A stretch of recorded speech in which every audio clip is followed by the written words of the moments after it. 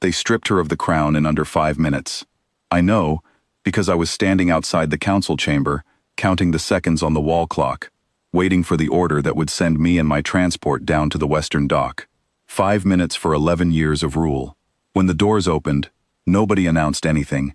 The new regent consort walked out first, young and already wearing the crown mark stitched fresh onto his collar, and behind him came Euthera Vosk, who an hour earlier had been queen of the Kael'vane, and was now, on paper, nothing at all. I'd flown for the Kael'vane court 6 years. I'd carried grain to the outer holds, carried wounded soldiers off the Threnna line, carried 3 different diplomats who never once looked at me when they thanked me. I'd carried Euthera too, twice, back when she was newly crowned, and still learning which halls were safe to walk alone in. She hadn't looked at me either, back then. No reason she should have.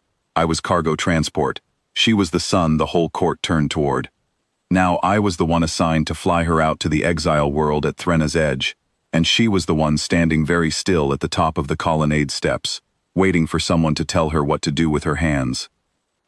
"Your Majesty," I said, and offered my arm the way I would have on her coronation day. One of the new regent's aides laughed behind me, short and ugly. "She's not that anymore." I didn't turn around. She's not much of anything to me either way. I open doors for people. That's the job. Euthera looked at me then, really looked, the way the Kael'vane do, eyes going a deeper gold when something surprises them. Hers went dark gold, almost amber, and stayed that way the whole walk down. The colonnade to the dock is close to half a mile of open marble, columns on both sides, morning light coming through in long gold bars. It had been built, I'd always heard, so that a queen's procession would take exactly as long as the anthem. Nobody was playing an anthem for her now. 2 guards trailed us at a careful distance, close enough to say they'd escorted her, far enough that no one could say they'd honored her. She was carrying her own case. One case, everything she'd been permitted to keep. I took it out of her hands without asking. "You don't have to do that," she said. Her voice had the flat control of someone who had spent the morning deciding not to cry in front of strangers. "I know I don't. They'll write it up. Cole assisted the deposed queen. It'll go in some file. Let them write what they want. Files don't fly the ship. I do." We walked another 100 paces in the kind of silence that has weight to it. The colonnade columns threw their long morning shadows across the floor like ribs, and somewhere above us, a bell rang for a court function that no longer had anything to do with her. She kept her chin level.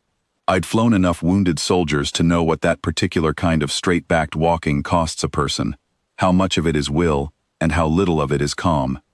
"You don't have to walk this slowly," she said. "The dockmaster won't wait forever. He'll wait as long as I tell him to. I'm the one flying the ship." That got the smallest breath out of her, not quite a laugh. Then she said, quiet, almost to herself, "My cousin is 19. He has never commanded a garrison. He has never sat a night watch with the wounded. The council chose him because he is easier to seat beside at dinner." "I know," I said.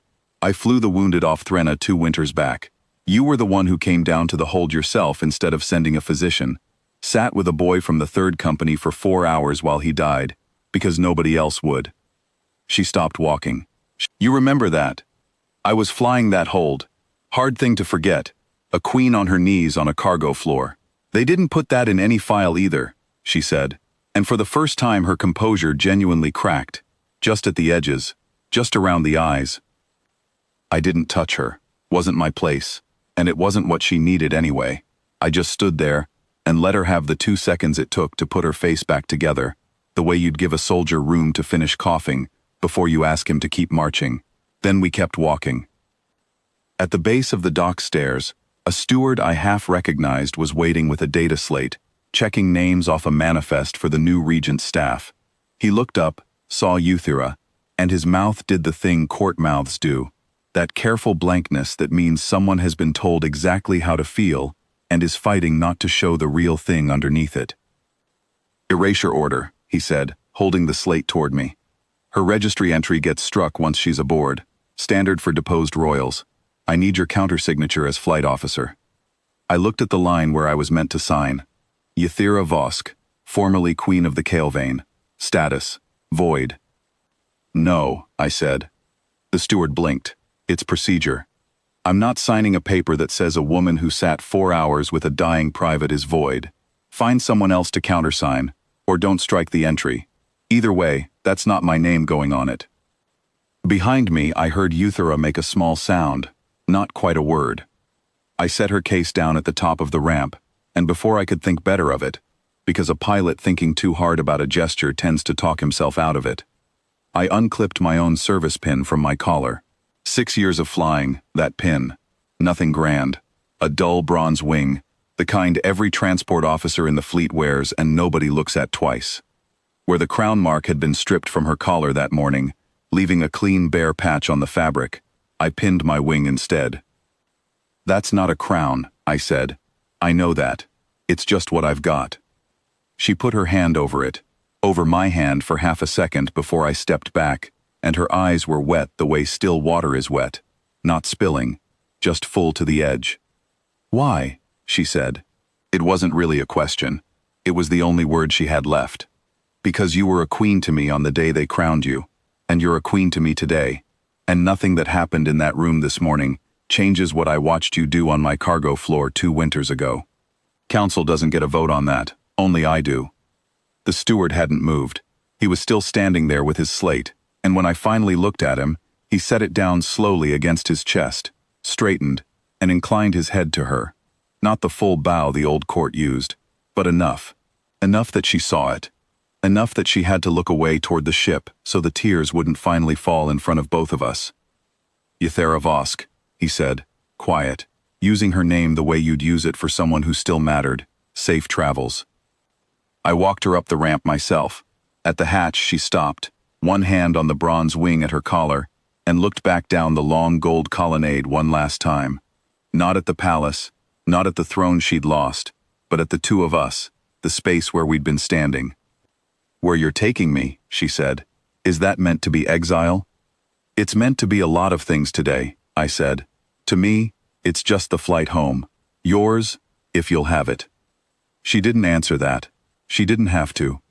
She stepped through the hatch ahead of me, wearing no crown at all, and for the first time in 6 years of flying that colonnade, I watched a queen walk it like she still knew exactly who she was.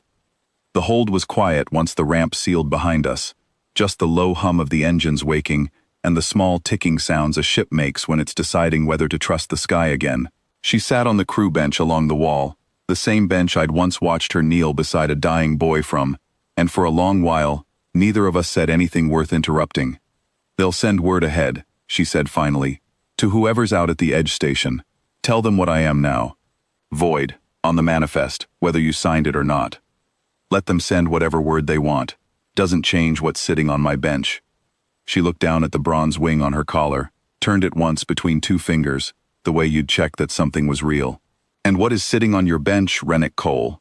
Same thing that was sitting on a throne 2 winters ago, when she came down to a cargo floor because nobody else would. I never needed a crown to know what that was. Don't imagine I need one now. She didn't cry, in the end. I think she'd decided somewhere over the colonnade that she wasn't going to give the morning that much. But she reached over and rested her hand against the bronze wing again, over her own heart this time, and kept it there long after we'd cleared the tower and the palace had shrunk to a bright coin of light behind us, and that was answer enough for both of us.